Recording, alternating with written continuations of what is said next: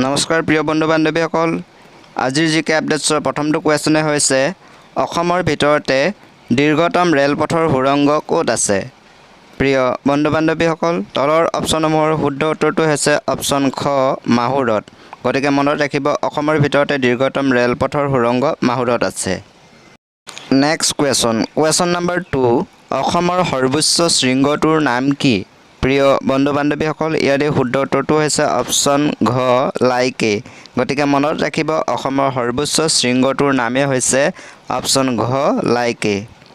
question number 3 Lala বৰাক উপত্যকাৰ কি হয় প্ৰিয় বন্ধু বান্ধৱীসকল ইয়াৰে শুদ্ধ উত্তৰটো হ'ব অপচন খ ৰেল জংচন গতিকে মনত ৰাখিব লালা বৰাক উপত্যকাৰ ৰেল জংচন হয় কুৱেশ্যন নম্বৰ 4 অসম ভূমি একত্ৰীকৰণ আইন কিমান চনত গ্ৰহণ কৰা হৈছিল প্ৰিয় বন্ধু বান্ধৱীসকল ইয়াৰে শুদ্ধ উত্তৰটো হ'ব অপচন গ 1960 চনত গতিকে মনত ৰাখিব অসম ভূমি একত্ৰীকৰণ আইন 1960 চনত গ্ৰহণ কৰা হৈছিল কুৱেশ্যন নম্বৰ 5 ব্ৰহ্মপুত্ৰ আৰু বৰাক অৱবাহিকাক পৃথক কৰা পাহাৰখনৰ নাম কি প্ৰিয় বন্ধু বান্ধৱীসকল ইয়াৰে শুদ্ধ উত্তৰটো হ'ব অপচন ঘ বৰাইল পাহাৰ গতিকে মনত ৰাখিব ব্ৰহ্মপুত্ৰ আৰু বৰাক অৱবাহিকাক পৃথক কৰা পাহাৰখনৰ নামেই হৈছে বৰাইল পাহাৰ নেক্সট কুৱেশ্যন নম্বৰ 6 অসম প্ৰদেশ কেতিয়া গঠন কৰা হৈছিল প্ৰিয় বন্ধু বান্ধৱীসকল তলৰ অপচনসমূহৰ শুদ্ধ উত্তৰটো হ'ব অপচন গ 1950 চনত গতিকে মনত ৰাখিব 1950 চনত অসম প্ৰদেশ গঠন কৰা হৈছিল কুৱেশ্যন নম্বৰ 7 পনীয়া সোণৰ দেশ বুলি কাক কোৱা হয় প্ৰিয় বন্ধু বান্ধৱীসকল ইয়াৰে শুদ্ধ উত্তৰটো হ'ব অপচন ক অসমক পনীয়া সোণৰ দেশ বুলি কোৱা হয় কুৱেশ্যন নম্বৰ 8 উত্তৰ পূৰ্বাঞ্চলৰ অন্যতম বৃহত্তম নদীখনৰ নাম কি প্ৰিয় বন্ধু বান্ধৱীসকল তলৰ অপচনসমূহৰ শুদ্ধ উত্তৰটো হৈছে অপচন গ বৰাক গতিকে মনত ৰাখিব উত্তৰ পূৰ্বাঞ্চলৰ অন্যতম বৃহৎ নদীখনৰ নামেই হৈছে বৰাক নেক্সট কুৱেশ্যন নম্বৰ 9 অসমৰ পশ্চিম ফালে থকা দেশ এখনৰ নাম কি প্ৰিয় বন্ধু বান্ধৱীসকল ইয়াৰে শুদ্ধ উত্তৰটো হ'ব অপচন খ বাংলাদেশ গতিকে মনত ৰাখিব অসমৰ পশ্চিম ফালে থকা দেশখনৰ নামেই হৈছে বাংলাদেশ কুৱেশ্যন নম্বৰ 10 অসমৰ জলসম্পদৰ প্ৰধান ভাণ্ডাৰ নদীখনৰ নাম কি প্ৰিয় বন্ধু বান্ধৱীসকল ইয়াৰে শুদ্ধ উত্তৰটো হ'ব অপচন ঘ ব্ৰহ্মপুত্ৰ গতিকে মনত ৰাখিব অসমৰ জলসম্পদৰ প্ৰধান ভাণ্ডাৰ নদীখনৰ নামেই হৈছে ব্ৰহ্মপুত্ৰ কুৱেশ্যন নম্বৰ 11 ভাৰতবৰ্ষত কমিউনিষ্ট দল কিমান চনত গঠন কৰা হৈছিল প্ৰিয় বন্ধু বান্ধৱীসকল ইয়াৰে শুদ্ধ উত্তৰটো হ'ব অপচন গ 1925 চনত ভাৰতবৰ্ষত কমিউনিষ্ট দল গঠন কৰা হৈছিল কুৱেশ্যন নম্বৰ 12 ভাৰতবৰ্ষৰ কেইখন ৰাজ্যত দ্বিসদনযুক্ত বিধানমণ্ডল আছে বন্ধুসকল ইয়াৰে শুদ্ধ উত্তৰটো হ'ব অপচন খ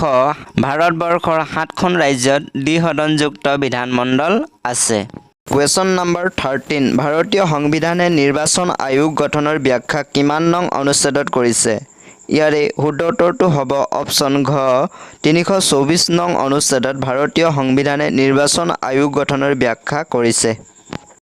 কুৱেশ্যন নম্বৰ 14 ৰাষ্ট্ৰপতিয়ে সংবিধানৰ কিমান নং অনুচ্ছেদ অনুসৰি ৰাজ্যপালক নিযুক্তি প্ৰদান কৰে ইয়াৰে শুদ্ধ উত্তৰ হ'ব অপচন ক সংবিধানৰ 155 নং অনুচ্ছেদ অনুসৰি ৰাষ্ট্ৰপতিয়ে ৰাজ্যপালক নিযুক্তি প্ৰদান কৰে নেক্সট কুৱেশ্যন নম্বৰ 15 প্ৰথম ভাৰতত পৰিকল্পনা আৰু উন্নয়ন বিভাগ কিমান চনত প্ৰতিষ্ঠা কৰা হয় আৰু ইয়াৰে শুদ্ধ উত্তৰটো হ'ব অপচন ঘ 1944 চনত প্ৰথম ভাৰতত পৰিকল্পনা আৰু উন্নয়ন বিভাগ প্ৰতিষ্ঠা কৰা হয়